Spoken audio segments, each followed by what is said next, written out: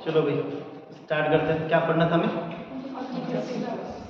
Memorandum of association का objective बोला, ठीक है। ऑब्जेक्टिव का मतलब क्या होता है? ऑब्जेक्टिव का मतलब होता है उद्देश्य, यानी कि जो हम बिजनेस करने जा रहे हैं उसका क्या उद्देश्य है, किस उद्देश्य से हम बना रहे हैं उस बिजनेस को लगा रहे हैं, ठीक। तो भाई जो बिजनेस का उद्देश्य है हो सकता है, अरे भाई तुम हटो, तुम बनाता है उस बिजनेस का कुछ ना कुछ उद्देश्य होगा। जैसे कि मान लो बोतल बना रहे हैं, जैसे कि मान लो ये पेन बना रहे हैं, जैसे कि मान लो ये ब्लैक बोर्ड बना रहे हैं। कोई भी चीज़ जिसे हम बनाएंगे कुछ ना कुछ हमारा ऑब्जेक्टिव होगा, कुछ ना कुछ उद्देश्य होगा, जिस पर्पज से, जिस उद्देश्य से हम बिजनेस को करने जाए, ठीक है। जिस उद्देश्य की पूर्ति के लिए हम बिजनेस को करने जाए, ठीक। तो भाई सबसे पहली बात, जो हमारा ऑब्जेक्ट होगा,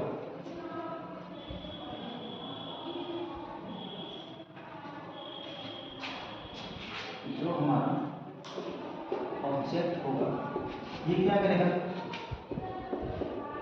एस्टेब्लिशमेंट ऑफ कंपनी या बिजनेस।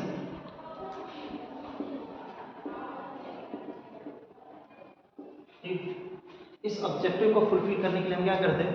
कोई कंपनी बनाते हैं या कोई बिजनेस करते हैं, ठीक है। अब मान लो कि तुम्हें जैसे अमूल का नाम सुना है? अमूल कंपनी का नाम सुना है? अमूल क्या करता है? दूध बनाता है। क्या सिर्फ दूध बनाता है? दही भी बनाता है, छाछ भी बनाता है, चॉकलेट भी बनाता है, इवन और बहुत सारी घी बनाता है, बहुत सारी चीज़ें बनाता है, ठीक है। तो जो हमारा ऑब्जेक्टिव रहा होगा, सबसे पहला ऑब्जेक्टिव था जो अमूल का, वो किसका था? मिल्क का था। कि भाई हम क्या करेंगे? मिल्क, यानी कि जो उसने ऑब्जेक्टिव सेलेक्ट करा मेमोरेंडम ऑफ एसोसिएशन में, वो किसका करा? मिल्क का। और बाद में अपने बिजनेस को उसने डेवलपमेंट किया, उसका एक्सपेंशन किया, एक्सप्लोर किया, फैलाया, ग्रोथ किया उसका, ठीक है। चलो आगे बढ़ो। तो ऑब्जेक्टिव क्लॉज में होता क्या है? हम क्या पढ़ रहे हैं? ऑब्जेक्टिव क्लॉज, ठीक है। ऑब्जेक्टिव का मतलब क्या होता है? पर्पज। क्या होता है? पर्पज, उद्देश्य, किस उद्देश्य से बना रहे हैं, ठीक है। और क्या होता है?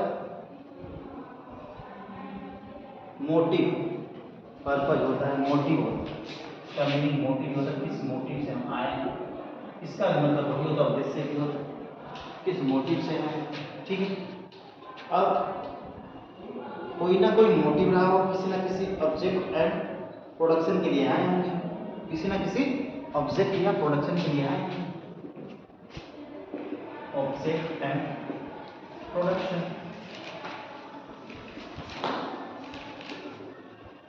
ठीक है। कोई ना कोई ऑब्जेक्टिव होगा, कोई ना कोई हमें उसका ऑब्जेक्टिव होगा, प्रोडक्शन करना होगा। जैसे मान लो पेन बनाना हो, साइकिल बनाना हो, ठीक है, कार बनाना हो, कुछ भी हो सकता है। मोटिव आपका बिजनेस का कुछ भी हो सकता है। जो बिजनेस आपको करना है, मोटिव, हर बिजनेसमैन का मोटिव अलग अलग होता है, ठीक है। तभी तो आपको अलग अलग प्रोडक्ट भी मिल पाते हैं, आपको बोतल भी मिल पाता है, आपको चश्मा भी मिल पाता है, पेन भी मिल पाता है। अगर एक ही मोटिव से सभी बिजनेस करें तो क्या सारे प्रोडक्ट आपको अवेलेबल हो पाएंगे? पॉसिबल है? It is not possible, okay. चलिए ठीक है।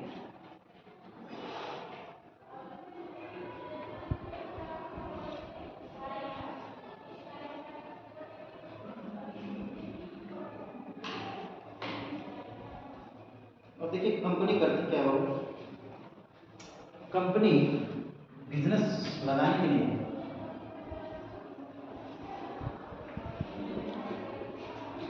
प्रोस्पेक्टस इशू करती है। क्या करती है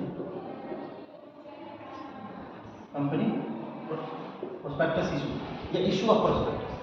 कंपनी प्रोस्पेक्टस इशू करती है, या हम इसलिए कॉमा लगा दिए, इसको समझना, कंपनी प्रोस्पेक्टस इशू करती है, ठीक है। प्रोस्पेक्टस इशू करती किस लिए बाबू?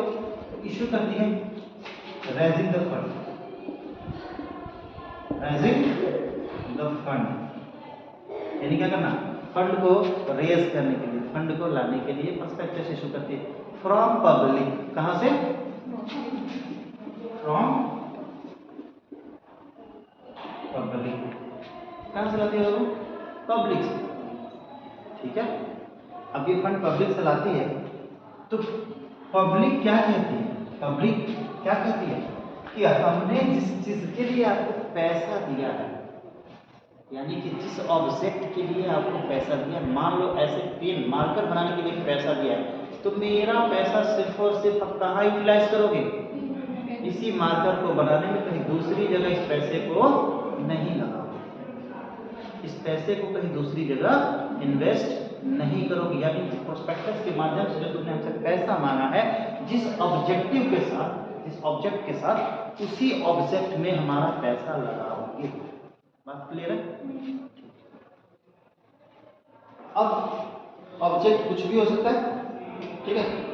जैसे हमने बताया ना आपको, पेन भी हो सकता है, पेपर भी हो सकता है, कॉपी भी हो सकती है, मोबाइल भी हो सकता है, बॉटल भी हो सकता है, इवन जो भी चीजें हैं वो कुछ भी हो सकता है।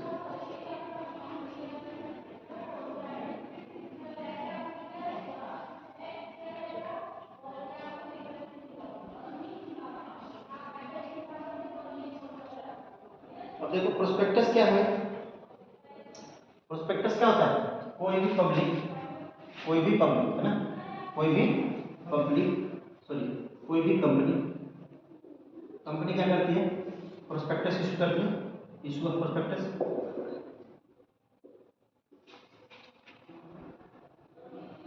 और देन क्या करती है इसे? Fund raise from public, public से फंड रेज कर लेती है यहाँ से, ठीक है। अब ये पैसा कहाँ से आया? प्रोस्पेक्टस के माध्यम से आता है ना। और प्रोस्पेक्टस क्या होता है? कंपनी का लीगल डॉक्यूमेंट होता है। क्या होता है? लीगल डॉक्यूमेंट होता है। लीगल मतलब कानूनी रूप से मान्य, ठीक है। तो कहता है कि भाई अब जो हमारा पैसा तुम इस पेन को बनाने के लिए, मान लो पेन बनाने के लिए लाए हो, तो जो पैसा पेन बनाने के लिए लाए हो ना, ये पैसा सिर्फ और सिर्फ कहाँ इन्वेस्ट करोगे? पेन बनाने में। कहीं और बनाने में किए तो क्या करेंगे? कूट देंगे, मतलब कोर्ट से, ठीक है।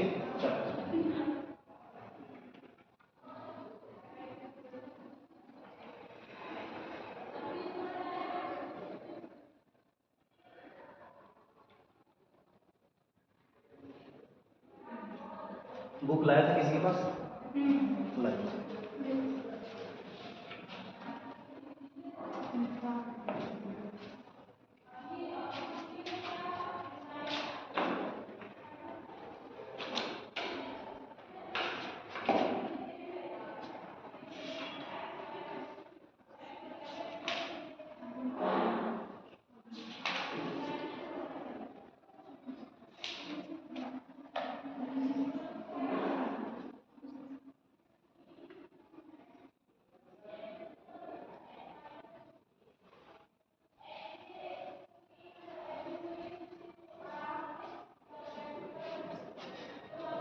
ठीक है।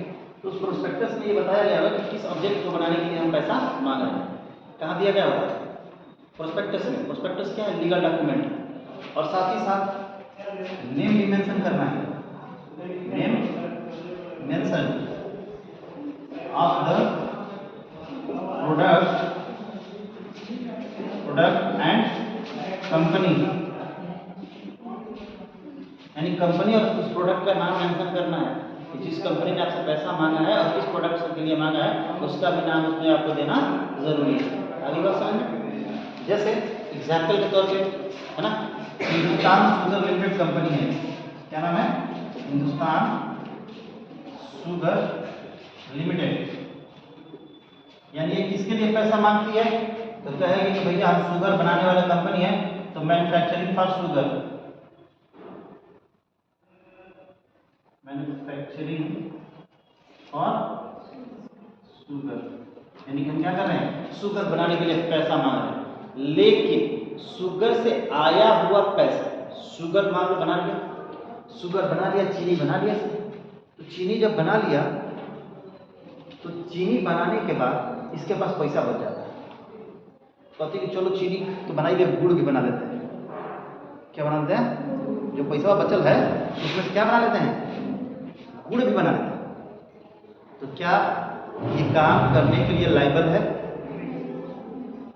क्या वो गुड़ बना सकती है? क्यों नहीं बना सकती? कौन पैसा चीनी बनाने के लिए दिया है? पब्लिक, जो उसमें इन्वेस्ट किया है। और उसने क्या सोच कर किया है कि कंपनी सिर्फ और सिर्फ चीनी बनाएगी, यानी चीनी बनाने का रिस्क उसने लिया है, गुड़ बनाने का रिस्क नहीं। इसलिए वो किसके लिए पैसा दिया है? चीनी बनाएगी। यानी कि जो पैसा बचा है रख लो, फिर फ्यूचर में लगाना, लेकिन किस में लगाना? गुड़ में मत लगाना। ऐसे ही किसी दूसरे प्रोडक्ट के हिसाब से होगा, हर एक प्रोडक्ट के हिसाब से होगा। जैसे अमूल में दूध बनाने के लिए पैसा मांगा तो दूध में लगाओ, दही में मत लगाना, छाछ में मत लगाना, घी में मत लगाना। हमने तुम्हें किस में लगाने के लिए बोला है? और जब वो पैसा बच गया, अगर उसी पैसे को किसी और चीज में लगाना होगा तो फिर क्या करना होगा? अल्ट्रेशन। क्या करना होगा? इन ऑब्जेक्ट क्लॉज इसमें करना होगा। इसके बाद क्या पढ़ेंगे? ऑब्जेक्ट क्लास का अल्ट्रेशन पढ़ेंगे। ठीक है, नोट कर लिया? नहीं करा तो सर्व पढ़ा।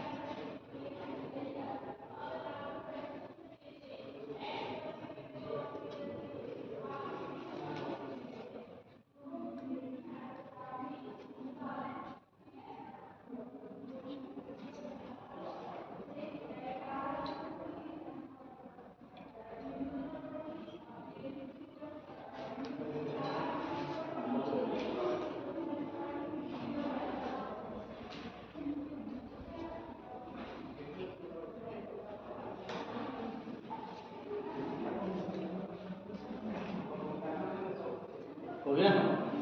मिटाए?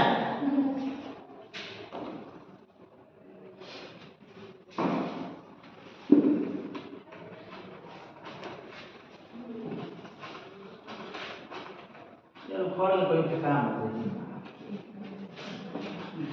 कर रहा है।